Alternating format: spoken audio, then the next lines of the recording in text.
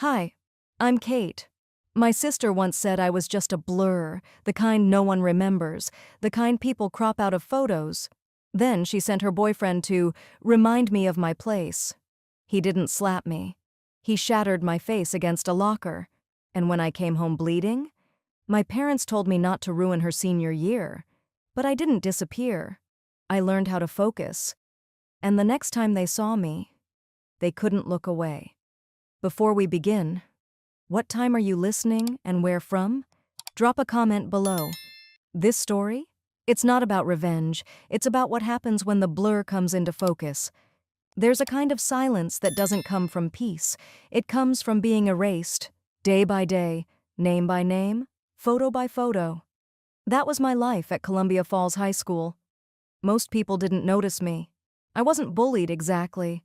I wasn't adored either. I was convenient silence. Teachers called me quiet but capable. The counselor once told me, "Kate, you're like the still water of this school." What they didn't realize was how often still waters drown things. I walked the halls like a ghost people got used to. I carried my camera everywhere, not because I wanted to capture memories, but because I felt safer looking at life through glass. I was always behind it, never in front. Then there was Callista. She wasn't just popular, she was curated. Everyone in her orbit seemed lit just a little better, sounded just a little smarter, laughed just a little louder. It wasn't that she hated me. No. Callista ignored me like someone who'd already decided my worth, and everyone else followed her lead. That morning, walking down the south wing, I saw her before she saw me, strutting with her usual cloud of admirers. Their voices filled the corridor, high-pitched, bouncing off the lockers like a track on repeat. "She's the one who got the state math award and homecoming queen," I heard a freshman whisper. "Of course, that's Callista Brown. She runs this place." Not one glance toward me, not a flicker of recognition. Later that afternoon, we were called into the gymnasium for the academic recognition assembly. I sat halfway back, close enough to hear but far enough to disappear. They read out names, clapped politely. Then came the principal's voice. "We also want to thank Callista Brown for her contributions to the debate team, student council, and community service." She stood up like she was born on cue, took the mic, smiled too wide, and then she said it. "Oh, and to my sister Kate, thanks for always being supportive, and for photobombing half my high school career. She's the blur in every background shot." Laughter, not just from the kids, from the adults, from the teachers. I didn't move. My legs went ice cold. My hands curled around the strap of my camera bag. The laugh didn't die quickly. It stretched, awkwardly, like everyone was waiting for a punchline that had already landed. I wasn't in the room anymore. I was 8 again, hiding behind the Christmas tree because Callista told me my dress made me look cheap. But this time, I didn't run. I didn't cry. I just watched her walk off stage, high-fiving a friend, not even looking my way. That night at dinner, I thought maybe someone would bring it up. Not to apologize, just to acknowledge it happened. We sat at the kitchen table. My mom reheated pasta. My dad scrolled through his phone between bites. Callista waltzed in late, glowing from her own applause. "So proud of you, sweetie," Mom said, touching her wrist. "You were funny today." "Wasn't she, though?" Dad added, grinning. "You've got charm. That joke about your sister, classic." I blinked. "Classic," he repeated, chuckling. "You had the room." "I didn't think it was funny," I said quietly. Callista rolled her eyes. "Oh, come on, Kate. Don't be dramatic." "It embarrassed me." My mother sighed. "Honey, it was just a joke. You're too sensitive sometimes." I opened my mouth, closed it. The words clawed at my throat, but I knew they'd get nowhere. I took my plate to the sink, washed it, dried it, said nothing. No one stopped me. Later that night, I lay in bed staring at the ceiling. The light from the hallway seeped under my door like a lie. I remembered a birthday party years ago, when I turned 11. They wrapped an old necklace Callista didn't want anymore and called it a family heirloom. I smiled and said thank you like I meant it. That was the same year I learned how to disappear politely. I'd thought that being quiet made things easier, that it held the family together somehow, but maybe it didn't hold anything. Maybe it just made me easier to ignore. The next morning, I got to volleyball practice early. Too early. The locker room was still echoing with the hum of fluorescent lights. I liked the quiet. Until I didn't. Because then, I heard footsteps. And they didn't belong to any girl on the team. They were heavy, confident, deep voices. Too casual for this space. I stopped mid-step. My fingers gripped the strap of my bag again, my back pressed to the cold metal locker behind me. I couldn't breathe. The footsteps weren't just getting closer, they were deliberate, confident, too loud to be any girl from the volleyball team. I stayed still, breath caught halfway in my throat, hoping they'd turn around, that maybe this was some fluke and they'd walk into the wrong locker room and laugh it off before leaving. But then I heard the clatter of something metal. Someone had kicked a bench. The door creaked shut again behind them. And I knew. I knew before I saw them. Mason Jex's voice cut through the air, sharp and smug. "Told you she'd be here early? Girl's a creature of habit?" He was followed by two others. Both wore team hoodies and the kind of expressions boys get when no one's ever told them no. One of them cracked a Gatorade bottle open and took a sip like they were on break, not trespassing into the one place I still thought was mine. I reached for my duffel, trying to keep my movements slow, non-threatening. Maybe if I didn't make eye contact, they'd get bored and leave. But Mason stepped in front of me, blocking the path to the door. "Leaving so soon?" His grin was deliberate. "Callista says you're a bit too full of yourself lately. Thought we'd help you see your place." I didn't respond. I didn't look at him. That was a mistake. The taller boy to his left slammed his palm against the locker next to my head. I flinched so hard my shoulder knocked into the metal behind me. Mason leaned closer. "You don't belong here," he whispered, voice low, nearly bored. "And you sure as hell don't belong in her world." I looked up finally, and for a second, just one, I thought I saw something behind his expression. Uncertainty? No, just calculation. Then it happened fast. He grabbed my wrist, hard, not enough to snap bone, but enough to send a jolt of panic up my arm. I tried to yank away. He shoved me. My back hit the locker and the edge of the corner caught my face, just above my eye. The pain was immediate, blinding white, then heat. Something warm slid down my temple. I touched my face and saw red on my fingers. I didn't scream. I didn't even gasp. I just dropped to the floor, body folding in on itself as my legs gave out. My vision blurred with more than blood. They were laughing. The door slammed again as they fled through the back. Time stopped. Then it crawled. I didn't know how long I sat there. I didn't know if I was shaking because of the cold tiles or the fear still trapped in my body like static. My cheek throbbed in sync with my heartbeat. I couldn't even bring myself to cry. The next sound I heard was the squeak of sneakers, lighter this time, faster. Then a gasp. "Kate?" Sarah. She dropped her gym bag, sprinting the last few feet, and knelt beside me. "What happened? Oh my God, your face!" She reached for her phone, but I touched her arm gently. "Paper towels," I whispered, voice hoarse. "Just, please." She didn't ask again. She ran to the sink, soaked a handful of paper towels, and pressed them gently to my face. The bleeding had slowed, but the cut burned like fire. Still, it was the heat behind my eyes, the kind that comes from betrayal, not pain, that hurt more. "Did someone do this to you?" she asked. I didn't answer. Because what was I supposed to say? Yes, Callista sent her boyfriend to remind me I was disposable? Yes, 3 boys stormed in like they owned the air I breathed. I just let her hold the towels to my eyebrow while I kept breathing. That was all I could do.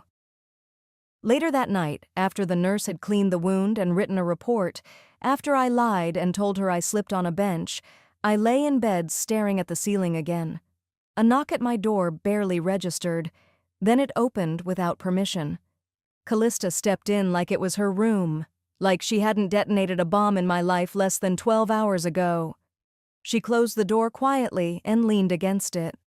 "I heard you were being dramatic again," she said, arms crossed. I turned my head just slightly. The bruising was already forming under the cut. My eye would swell by morning. "You're not going to ruin my senior year, got it?" Her voice was even, practiced. I didn't say anything. She tilted her head.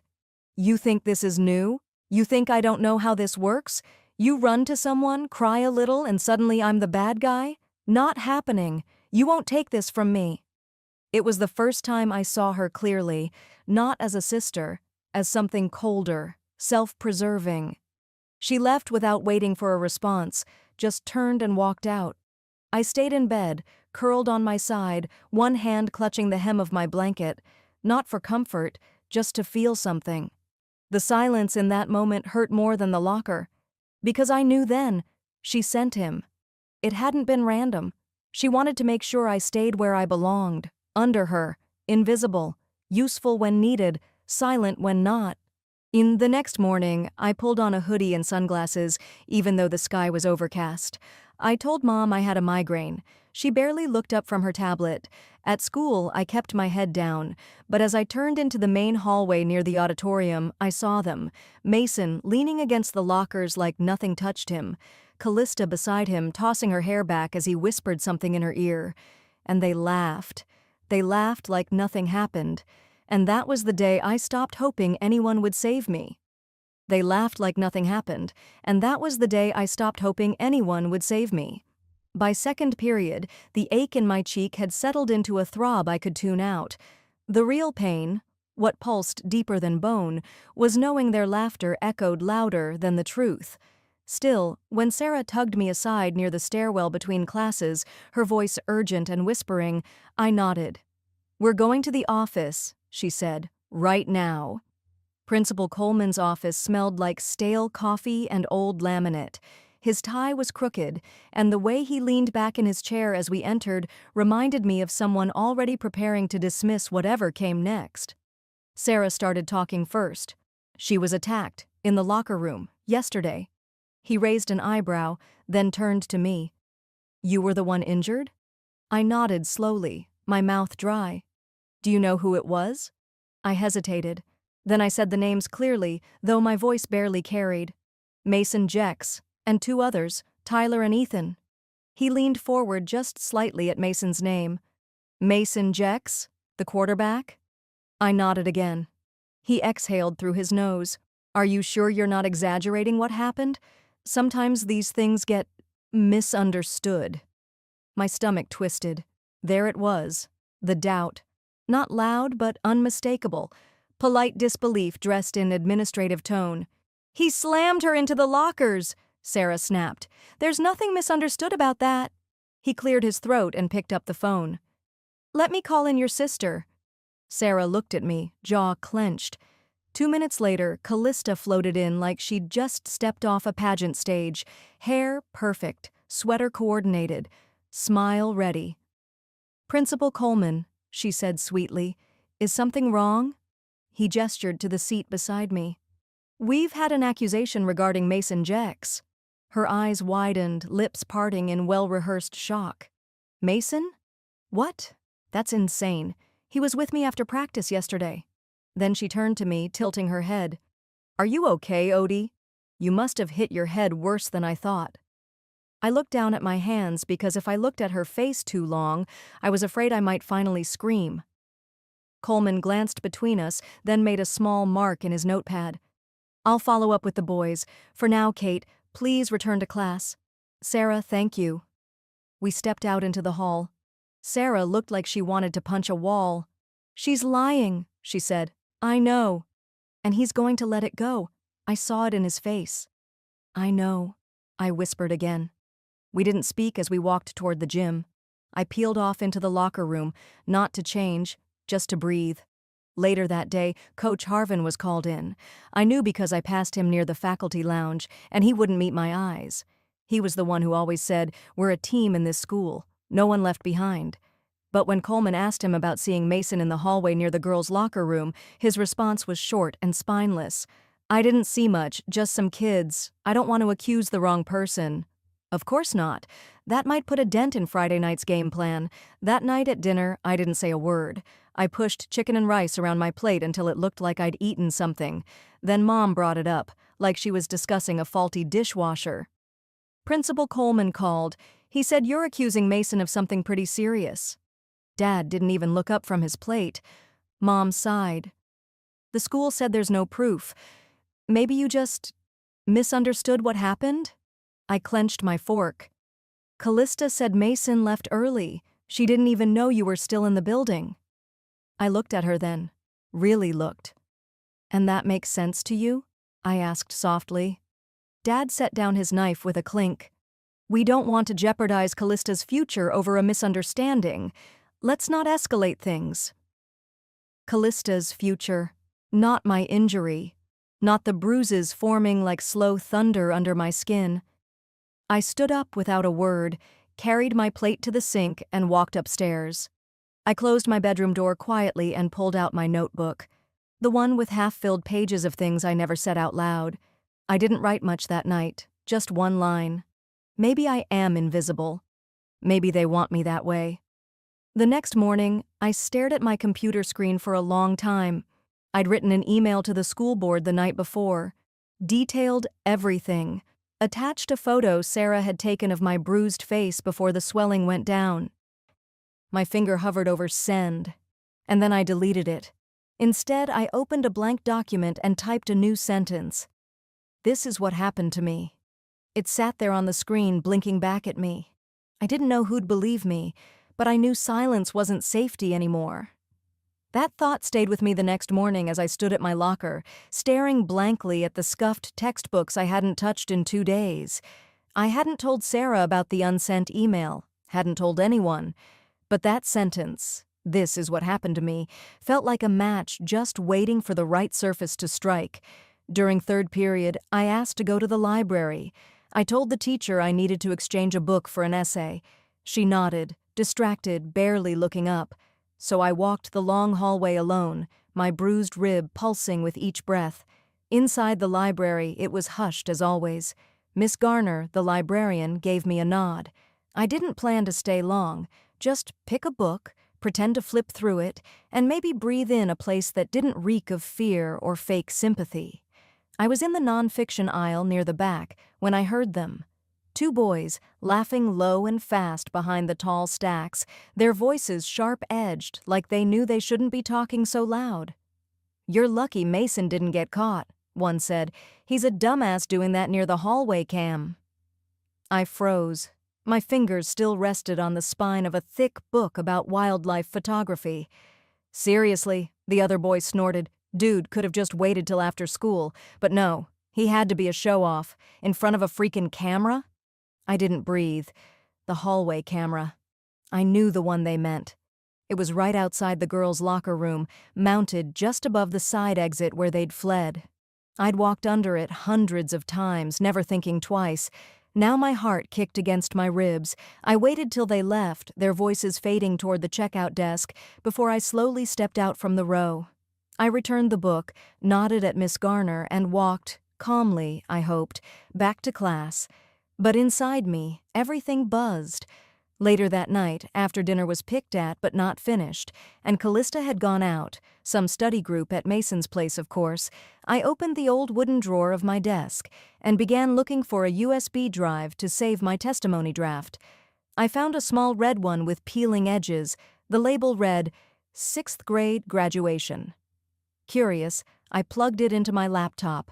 A single photo popped up. It was Callista in her white dress, hair curled, smile camera ready. I was in the background, no surprise there, half cut out by someone's shoulder. Just a sliver of me, my hair, and my unsure expression. But that's not what stopped me. It was Callista's face. She wasn't just smiling for the camera, she was smiling through it. And her eyes weren't searching for me or anyone. They were locked on the lens with something cold, almost calculating, like she knew this image would be printed, framed, and hung in the hallway. She owned that space, then and now. I sat back in my chair, the photo still open. All this time, I had thought the joke at the assembly was just that, a cruel attempt at humor. But it wasn't a joke. It was a confession, years in the making. "That's how she's always seen me," I murmured. Not a sister, not a threat, just an afterthought. I printed the photo and slipped it into the front pocket of my backpack. Then I opened my email again. This time, I didn't draft another complaint to the school board. Instead, I opened a new message addressed to the district's IT manager, Mr. Landry. Subject: Request for camera review.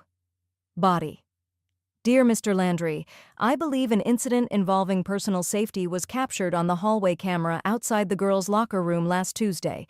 I'm requesting access or confirmation of the footage's existence. Thank you for your time and discretion. I stared at the message for a full minute, then I saved it as a draft. That night, I lay in bed with the printed photo under my pillow. For once, I didn't feel hunted. I felt like the hunter. My pulse was calm, my thoughts sharp. I wasn't thinking about justice anymore. Not right away. I was thinking about patterns, evidence, timing.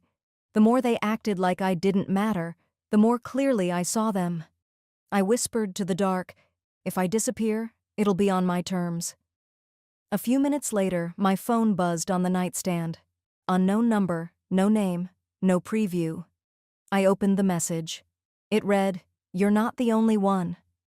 I didn't recognize the number, but what they sent me changed everything. The message came at 1:17 a.m.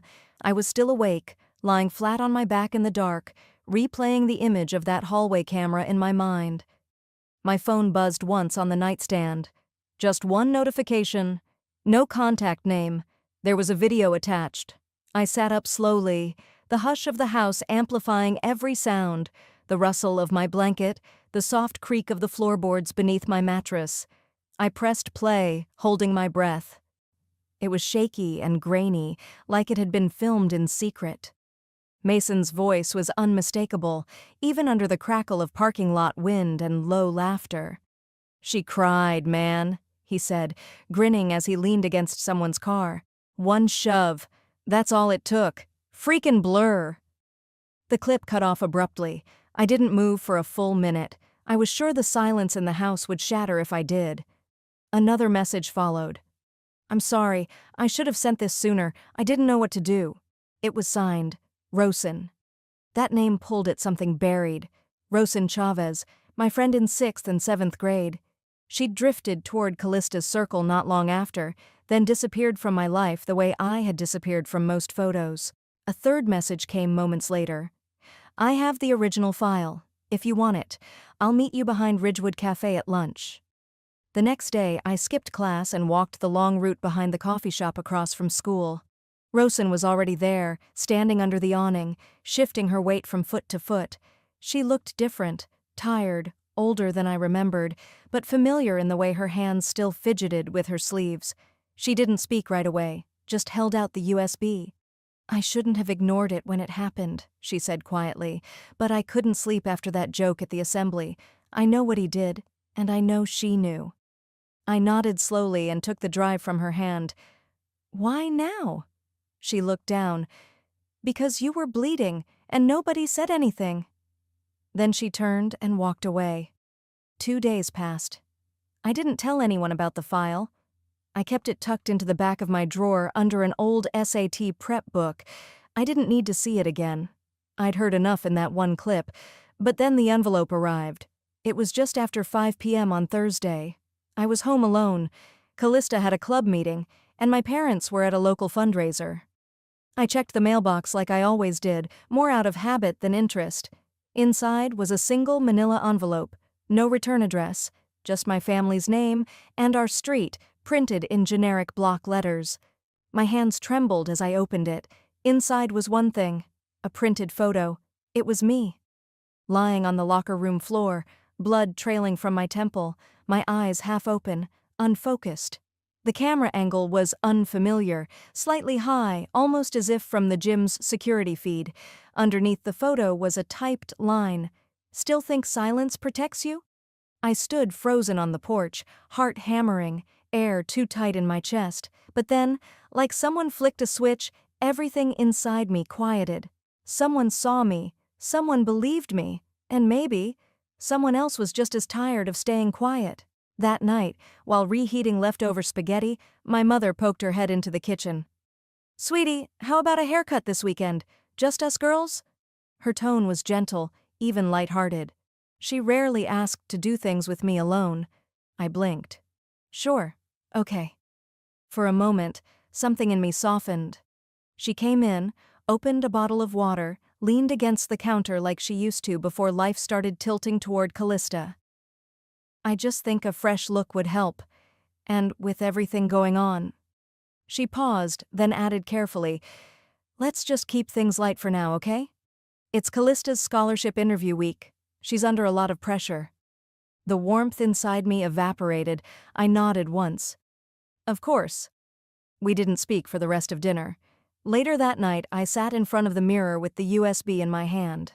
My reflection stared back, bruised but composed, quiet but not silent.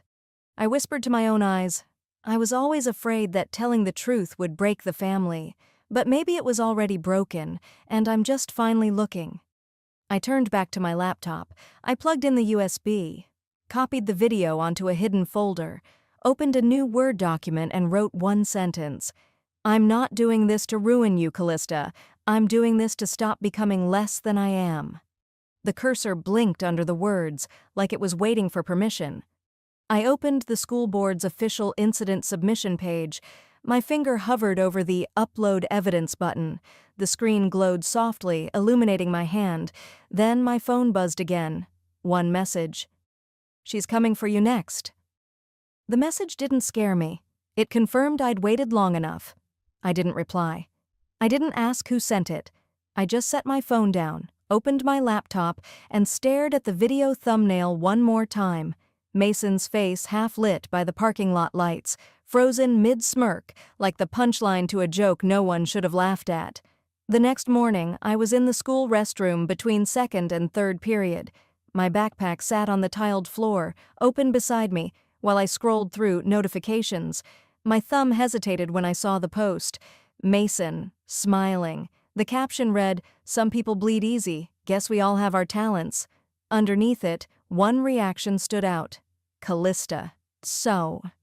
Not only did she like it, she commented, "Bless her fragile little heart." My stomach didn't drop. My eyes didn't well. Instead, a strange quiet settled over me, like a fog lifting. I screenshot the post, locked my phone, and stood still for a full minute inside that pale blue stall. Then I walked out, dried my hands, and went to the library. During lunch, I printed out the post, slipped the paper into my folder, and walked back to my locker. The hallway was half empty, some kids still finishing their meals, others gathered in small knots of conversation near the vending machines. I opened my locker and taped the printout to the inside wall, not to hide it, to remember. If I needed a reason not to back down, I murmured under my breath, this is it. Later that day, I was cutting through the gym corridor on my way to history when I saw something that stopped me cold.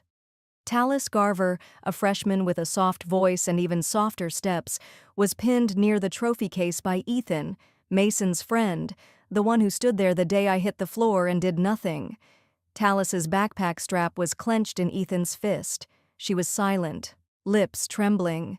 I didn't think, I just moved. I walked right up to them, placed my body between them, and said clearly, "Back off. Now." Ethan looked down at me, smug. "Oh, come on. We're just talking." "You heard me," I said, not louder but firmer. He held my stare a second too long, like he couldn't quite believe I was still standing. But he backed off. Tallis let out a breath she'd clearly been holding and stepped behind me. Ethan shrugged like he didn't care, then turned and walked away, whistling like a cartoon villain. Across the hall, I saw Coach Harvin watching. He didn't say a word, but I walked over to him anyway. "You saw that?" I asked quietly. He shifted, awkward. "Yeah." I nodded once. "How long do you think silence keeps your job safe?" His jaw moved, but he didn't answer. Just looked away, like the floor had something worth studying. After that, I walked Tallis to class. She didn't speak, but her hand brushed mine at the doorway. That afternoon, I found a note folded in my locker. No name, just 4 words scrawled on lined paper. You saved me. Don't stop. I read it 3 times before slipping it into my pocket. Back home, in the quiet of my bedroom, I sat cross-legged on the floor and unfolded the note again. I thought my voice was small, I whispered. Turns out it just hadn't hit the right wall yet. For the first time in a long time, I didn't feel like I was chasing something. I felt like I was building it. That evening, while I was helping load dishes into the washer, my phone buzzed. A new email. I dried my hands on a towel and opened it. Subject: Scheduled testimony opportunity. Body: You've been granted 10 minutes to present a statement and supporting materials at the school board meeting this Friday, 4:30 p.m. in room 206. My heart didn't pound. It just steadied, like I'd stepped onto firm ground after drifting too long. I folded the message into my palm like it was something sacred. Okay, I said softly. Let's begin. I didn't need them to believe me anymore. I needed them to hear me. The board meeting was set for late afternoon, the kind of hour when shadows stretch long across tiled floors and even fluorescent lights feel colder. I arrived 10 minutes early, as instructed. Alone. Just me, the USB in my palm, and everything I had left. The room was rectangular, long table at the center, folding chairs arranged around it like props in a play, bottles of water sweating onto cheap coasters, a whiteboard no one had touched. At the far end sat Callista, flanked by our parents, my mother in pearls, my father with his blazer too tight at the shoulders, both nodding like diplomats on a goodwill tour, and next to them, Mason. Hair slicked back, blazer too, like they were there for a scholarship photo op. I didn't greet anyone, didn't even glance their way. I took the empty seat across the table and slid the USB onto the polished wood like it might scorch the surface. The lead board member, Ms. Evelyn Calder, adjusted her reading glasses and folded her hands. Kate, you have 10 minutes. I stood. My voice didn't shake. This is what I lived. You decide if it deserves silence. I inserted the USB and tapped the spacebar. The projector screen flickered once, then came alive. The footage played. There was no music, no narration, just the raw sound of gym hallway buzz, sneakers squeaking, and laughter, followed by the shove, the clang of metal, my body striking the locker's edge. My hands instinctively touched the phantom line above my brow. The video ended with Mason and his friends disappearing down the back exit. The room held its breath. Callista was the first to break the silence. Her voice was soft, measured. This is awful. I didn't know. I would have stopped him. I looked at her, not through her, not past her, at her.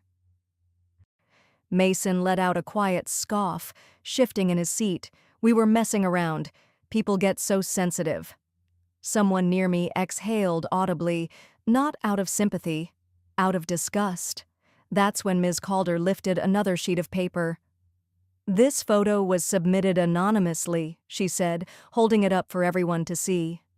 It's dated 5 years ago. The photo was familiar.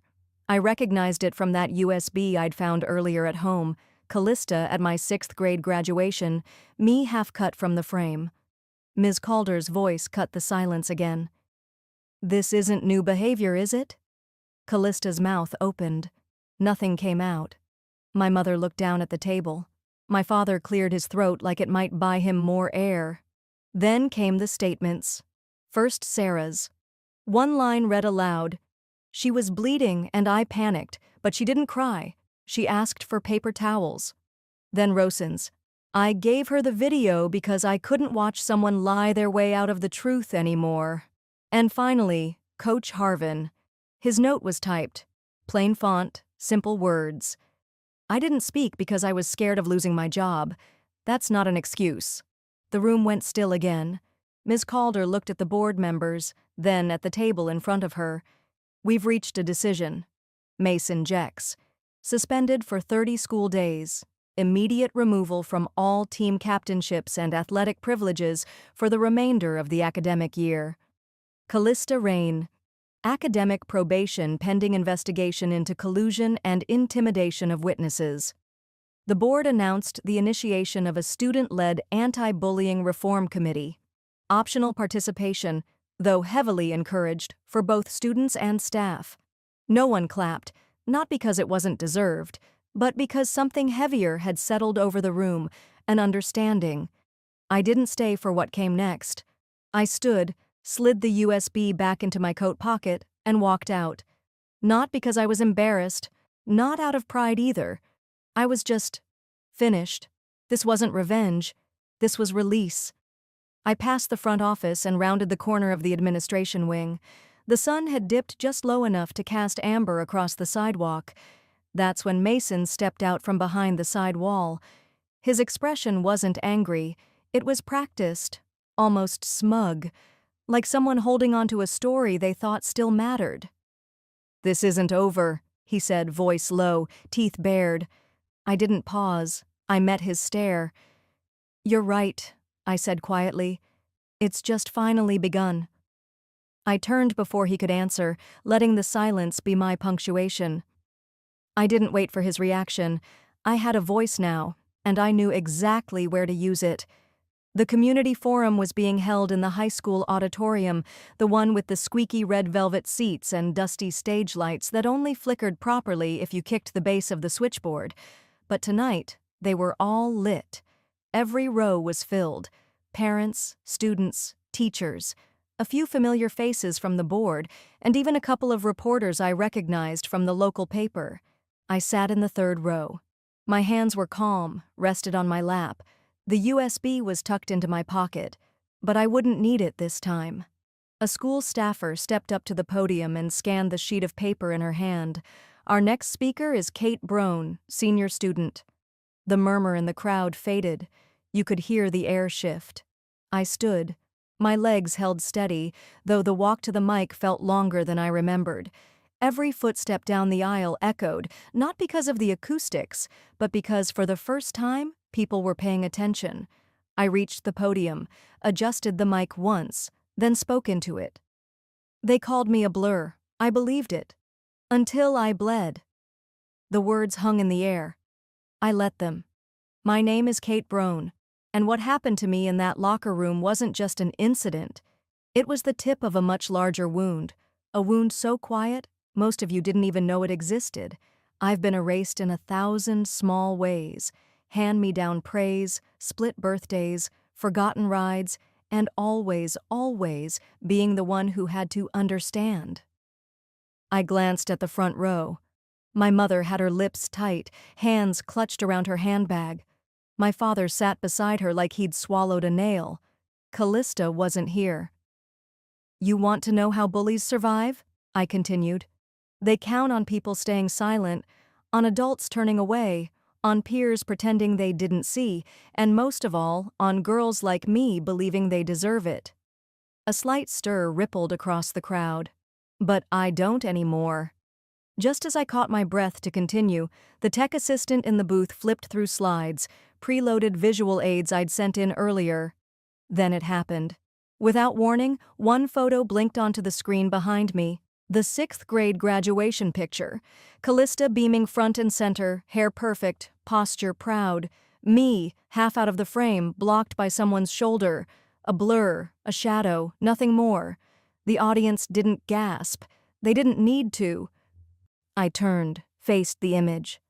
"That girl deserved more," I said softly, then turned back to the room. "So do all of us." The silence that followed didn't feel like absence. It felt like attention. I closed with one sentence. "This isn't just about my story. It's about everyone you've ever let disappear." The applause started slow, not loud, not forced, but it spread, sincere. I walked off stage, not needing to look at anyone. I didn't need their faces. I already knew what mine looked like now. In the hallway outside the auditorium, the cold, fluorescent lights returned. The quiet did too. Callista passed by me near the vending machines. No makeup, hair pulled back. Her shoulders were curled slightly forward, like even her spine was tired of pretending. She didn't say a word, didn't meet my eyes. I didn't stop. Word had already spread. Mason was withdrawing from the district. That was the word they used. Polished. Sanitized. Everyone knew it meant he got pulled out before the school board issued anything worse. I kept walking. An older woman near the side exit touched my arm gently. Her cardigan smelled like cloves and clean laundry. "You spoke for my granddaughter," she said. "She couldn't be here tonight, but she's like you." I paused. That was the first time all evening I felt breathless. "I was like her too," I said, "but not anymore." Later, after the building had mostly emptied and the night settled back into its usual hush, I stepped outside. The autumn air cut across my skin, crisp and bracing. Leaves chased each other down the sidewalk like they had somewhere to be. I pulled out my phone. One new message from a name I'd grown to look for. Tallis. Her message was just a sentence. "Thank you for standing up. Someday I will too." I didn't type anything back right away. Some words don't need a reply. They just need to land. And maybe that's what power really is. Not being loud, just being unafraid. Monday morning came like any other, except now the halls didn't echo with the same weight. Mason was gone. No notice, no apology, just gone. His name didn't appear on the attendance sheet, and someone said his locker had been cleaned out over the weekend. Some said his family transferred him to a school 2 counties over. Others whispered he'd been sent to live with an uncle out of state. I didn't ask. Callista, on the other hand, was still around. Her steps were quieter now. The usual swirl of girls didn't follow her from class to class. Even her laugh had disappeared. That Monday, I saw her by the cafeteria entrance. She paused for a beat, looked directly at me. Not a glare, not a smirk, just a glance that held something hollow behind it. And then she looked away. There were no words left between us. Maybe there never were. Classes returned to a rhythm. My chair still sat at the back row in history. My lab partner still did most of the talking in chemistry. I still didn't sit at any particular lunch table. But something had shifted. I wasn't invisible anymore. The freshmen who used to walk past without noticing started giving me small nods in the hallway. I'd see them watching, curious, cautious, but not afraid. A few even smiled. And at the end of Thursday's English class, Mrs. Harrows pulled me aside. "We're holding a student-led workshop next month," she said, pulling a flyer from her desk drawer. "About voice, identity, pushing through adversity. I think your perspective would mean something." I took the flyer with 2 fingers. The paper was heavy, printed with intention. I nodded once. Later that night, at home, I found a folded piece of paper on my desk. Not in an envelope, just left neatly on top of my laptop. My mom's handwriting, slanted, careful. "We didn't protect you. We're trying to learn how." I didn't crumple it. I didn't respond. I just tucked it under my journal. Some things didn't need an answer, but they needed to be kept. By the end of the week, the Community Youth Gallery opened its autumn showcase. I submitted a series I titled Blur No More. I'd curated it carefully, not just with the camera, but with memory. One photo showed 2 girls in graduation gowns, Callista in full focus, front and center. Me, cropped at the side, head slightly bowed. My name tag barely visible. The next few images explored shadows, reflections, moments caught mid-motion. But the final image stood by itself at the end of the wall. It was me. Taken last week. I'd set the timer, framed the shot carefully. I was standing in soft light, camera in hand, facing the lens. Centered, not defiant, not overdone, just there. It was the frame I chose. A group of visitors moved through the gallery space behind me. Some whispered. A few took photos of the photos. I stood nearby, letting them pass. Then Tallis appeared beside me.